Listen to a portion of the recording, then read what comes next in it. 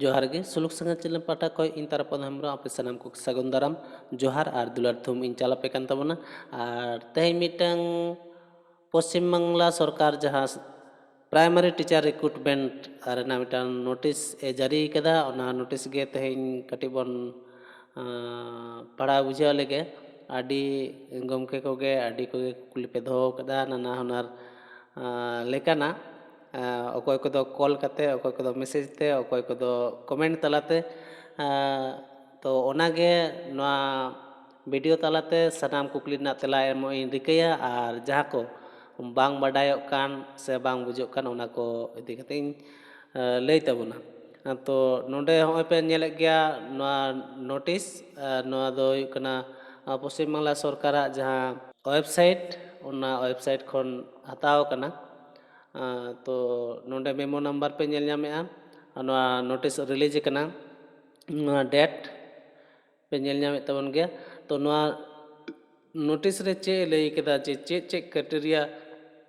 तहन लगती कना एनखा नोआ टेट प्राइमरी टेट रे दुड़ुब गानोआ ओना को इदी कते बन गालमारा लगे तो नोआ नोटिस रे जा मूल मूल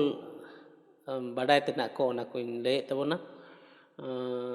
नोए क्लास 1 खन क्लास 5 दारी ओका ओका क्राइटेरिया बिना जे चेक चेक को तहलेन खान नोआ टेट रे दुड़ुब गानोआ तो ओना को नेल ताबन पे senior secondary or its equivalent with at least 50% mark and 2-year diploma in elementary education by whatever name known जहाँ दो diploma in elementary education DLED HS higher secondary से सीनियर सेकेंडरी ओनारे कम कते 50% मार्क तहन लगती कना आर साथे बार सेरमाना डिप्लोमा इन एलिमेंट्री एडुकेशन मेन दो DLED तहन लगती कना आर बांग HS रे 50% मार्क साथे पुन सेरमाना बैचलर ऑफ एलिमेंट्री एडुकेशन मेन दो BLED तहन लगती कना आर बांखान HS रे 50% mark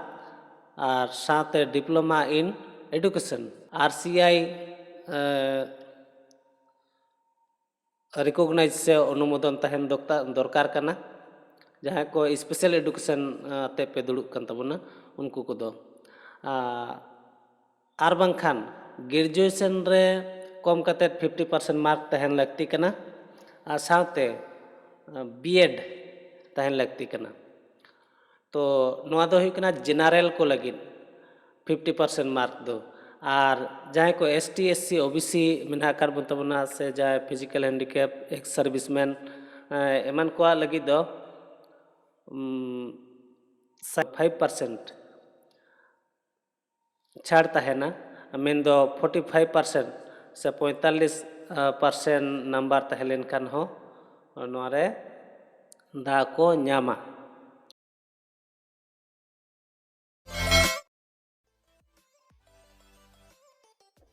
kan tabona NCTE recognize institution रे और फाइनल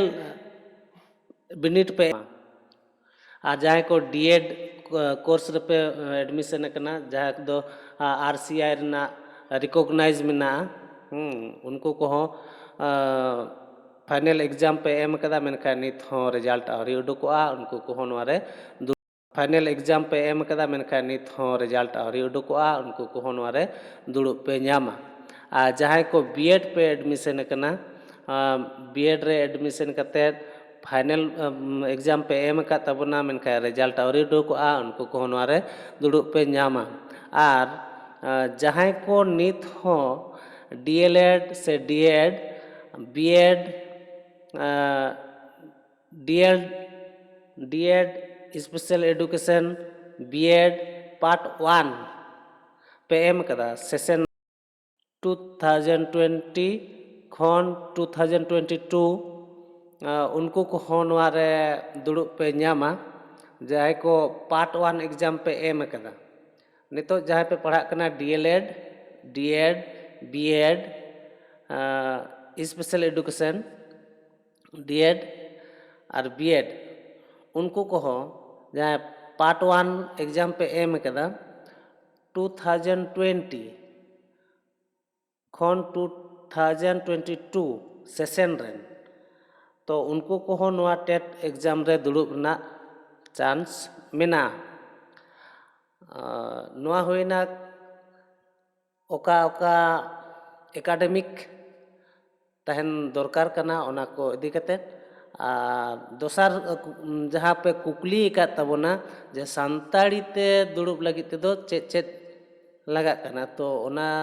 रे दो नोंडे जेल तबन पे फास्ट लैंग्वेज जहाँ को बेंगोली हिंदी उर्दू नेपाली सान्ताली उड़िया एंड तेलुगु नोआ को पे नोआ को मीडियम ते अप्लाई गानोआ तो नोआ को मीडियम ते जहाँ को पे ऑल पढ़ाव कान तबना उनको को नोआ रे सुजोग मेना जेमन बेंगोली हिंदी उर्दू नेपाली उड़िया और तेलुगु नुकु को और बांखान दोसार पार्सी लेकाते पढ़ाव तहन लगती कना मेनखान सान्ताड़ी रेदो सान्ताड़ी ते ऑल रोड और पढ़ाव दाड़े तहलेन खान गे दुड़ुब गानोआ तो नोआ दो नोडे बनु कदा एटा मिटांग नोय नोडे पे नेले तबना बांग्ला भार्सन ते मिटांग प्रतिवेदन तो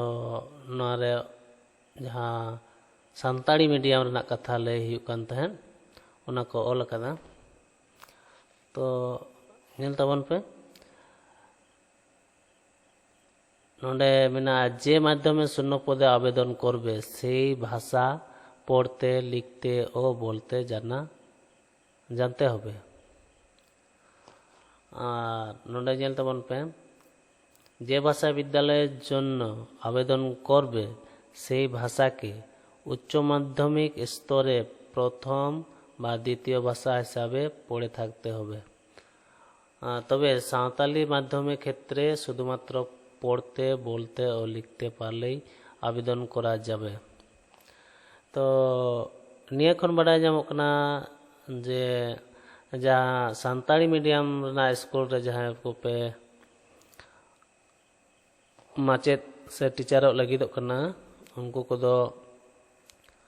सान्ताड़ी ते रोड ऑल पढ़ाव दाड़िया खान गे एप्लाई गानोआ नोआ रे दो माध्यमिक से उच्च माध्यमिक और जहाँ को पेरा टीचर मेना कर पे उनको आर हो नोंडे 10% कोटा रखा दो मेना उनको को दो ना 10% रहो दा पे ᱧᱟᱢᱟ तो आसोआई नोआ कुकली तेला को पे ᱧᱟᱢ किना एनते रहो जहाँ को उनका डाउट तहन खान कुकली दाड़िया पे कमेंट तलाते तो मेंदो 55% नंबर जाम लेखान गे टेट क्वालिफाई गानो और नोडे और मिटांग बाडाय तना दो payment of online application fees of ₹150 मिसाय मोड़ेगेल टका जेनरल को लगे और मिसाय टका for OBC A and OBC B candidates लगे और मोड़ेगेल सुमुंग दो हुयुग कना ST SC एमन ते ऑन पेमेंट हुआ और additional processing charge will be applicable और किचुगान है तो एडिशनल प्रोसेसिंग चार्ज लगा उन्होंने दो नोडे लई बनो